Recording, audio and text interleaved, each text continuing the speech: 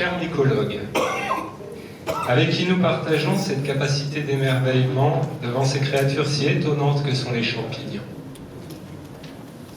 C'est avec beaucoup d'émotion que j'ai reçu la demande des organisateurs de ce congrès, de le présider et d'en faire l'inauguration. D'abord, pour la confiance qu'ils m'accordent ainsi, et je voudrais les en remercier chaleureusement. Nous sommes très contents d'être ici avec vous, de la possibilité de partager avec les amis, les mycologues, passionnés par les champignons. Et je vous explique que le micro-encuentro, micro-trouvé, c'est seulement une trouvée informelle les membres du forum mycologique que j'ai commandé en Espagne, mycoliste. Et pour la première fois, les amis de Jaca et de Pau avons l'idée de faire un encuentro ensemble avec ces congrès. Donc après, vous voyez qu'il y a une couleur peut-être différente du vôtre. Vous avez un badge vert. Enfin, si vous l'avez blanc, c'est que vous l'avez à l'envers. Hein, voilà. Un badge vert, moi le mien est orange, le nôtre est orange, parce qu'on était à une fin de cartouche d'imprimante et que c'est mal sorti. Donc simplement, c'est que nous sommes organisateurs, donc les organisateurs sont en orange. D'accord ? Ça veut dire que, à quoi ça vous sert de savoir ça? Mais si vous avez un souci, si vous avez une question, adressez-vous à quelqu'un qui a un badge orange. D'accord? Alors normalement, il saura vous répondre ou il saura vous dire qui est capable de répondre. Et puis enfin, on a deux choses. On a aussi une exposition avec des artistes que vous aurez l'occasion de découvrir. Donc il y a en particulier Marina Jolivet dans la salle, je pense. Je ne la vois pas. Bon. Et puis vous avez aussi des panneaux d'information sur lesquels vous retrouverez toutes les infos essentielles sur les sorties écologiques, sur les sorties touristiques, sur les intervenants, les partenaires qui vont venir le soir vous faire déguster leurs produits. Toutes les informations sont sur ces panneaux. Donc si vous ne les trouvez pas dans le livret d'accueil, vous les avez en bas. Les organisateurs, venez.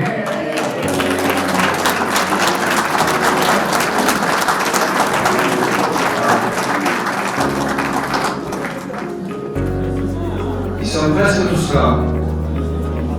Voilà.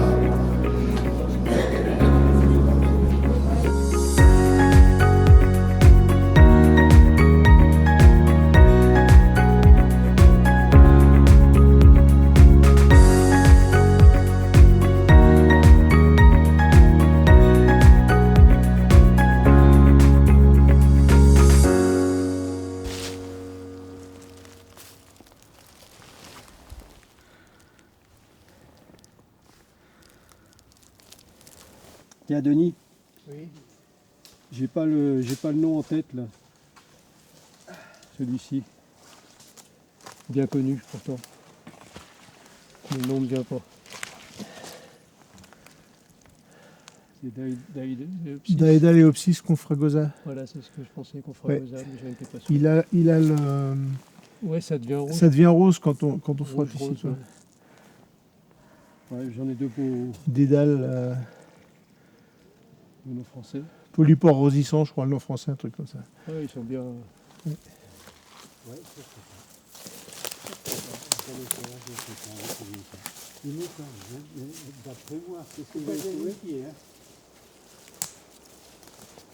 Ouais, ici le milieu est très riche parce qu'il y a du bois tombé, il y a pas mal d'humidité.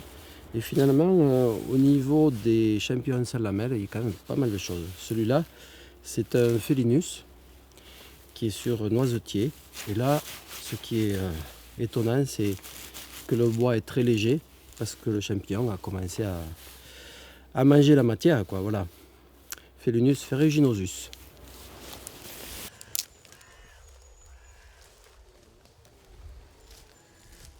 T'as vu, il y a d'autres trucs là.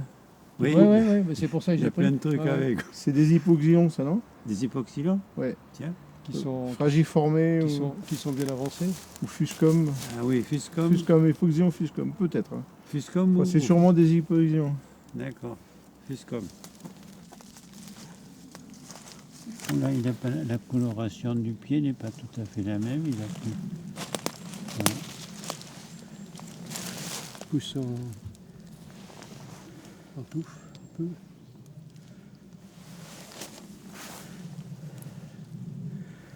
Les fibrilles sur le chapeau. Tu mets ça dans quoi?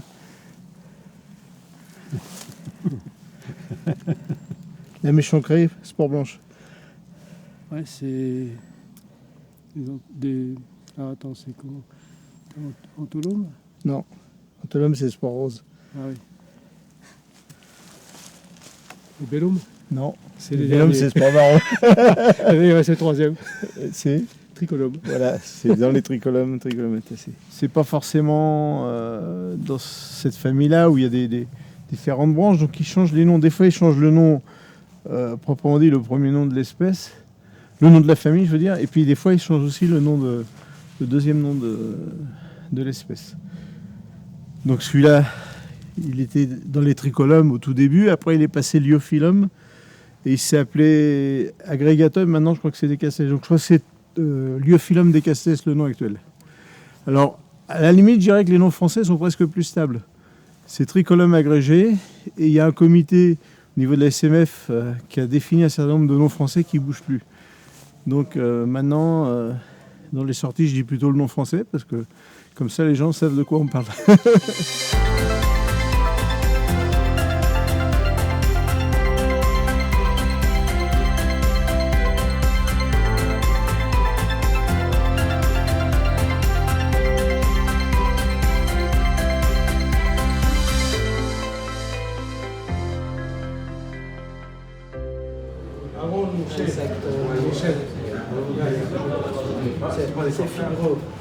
Supongo que sí, pero vamos, yo lo he mirado y parece. No me parece aún. No tengo para cortar. D'accord, il a une odeur particulière, oui, celui-là, non? Oui, c'est ça. Donc ça, c'est Phéolus schwannitzi. Merci, Edgar. Il y avait deux choses là dans la... Il y avait un lot qui était hétérogène. Je suis membre co-organisateur de cette manifestation et mon rôle actuellement c'est d'intervenir sur les sites donc, où on prospecte et participer donc à la détermination et la mise en exposition des espèces que nous avons trouvées lors de nos sorties actuelles et futures. Voilà. Et le quatrième c'est Obscuris porus, qui est une énorme machin très très robuste avec un pied qui fait 2-3 cm de diamètre classiquement et qui n'a aucun des caractères des trois précédents. C'est le gros des jardins calcaires, des parcs urbains qui est très... Mais enfin, quelquefois il est un peu moins gros. Cuprinus peut être assez volumineux, mais en général c'est une espèce plutôt moyenne. Les spores les distinguent quand même pas mal. Donc si on veut vraiment... La taille ou la forme? La taille. La longueur surtout. Mais en fait, il faut en mesurer une vingtaine et faire un petit peu de statistiques pour voir dans quelle fourchette ça rentre. Après, si vous le trouvez sous les aulnes, là le problème est différent. Vous avez 3 espèces sous les aulnes. Et là, la différence se fait vraiment que sur les spores. Enfin, on a eu beau travailler dessus avec Chaumeton et des collègues, on a eu beaucoup de mal à trouver des caractères morphologiques différentiels. D'autant qu'il y a sur les 3 espèces, il y en a une qu'on ne connaît pas du tout. Celui-là, on ne le connaît pas. Pour l'instant, on est encore en train de les travailler. Comme c'était les premières sorties ce matin, c'est les premières déterminations cet après-midi, mais on a déjà des espèces qui posent problème, qui demandent confirmation au microscope, donc pour nous, c'est toujours intéressant. On n'a pas vu pour l'instant, je n'ai pas vu passer de raretés qui sautent aux yeux, mais souvent les raretés sont dans les boîtes et attendent d'être regardées de plus près justement pour révéler leur intérêt. Ce qui nous intéresse déjà en premier lieu, c'est les choses qui ne se reconnaissent pas tout de suite, parce que c'est celles qui sont souvent les plus intéressantes.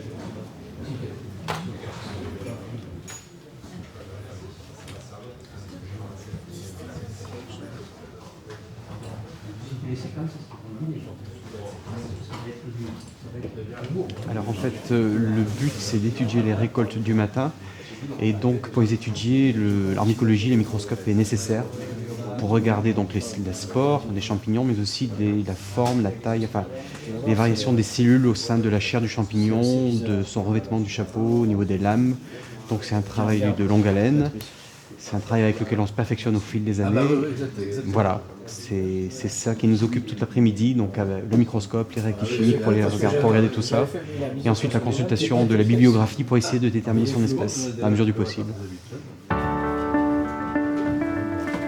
Alors, le but, c'est la connaissance des champignons, essayer de faire évoluer tout ce qui a été trouvé déjà dans les Pyrénées, de trouver pour nous des espèces nouvelles ou des espèces très intéressantes ou rares, et de manière à faire progresser la science mycologique.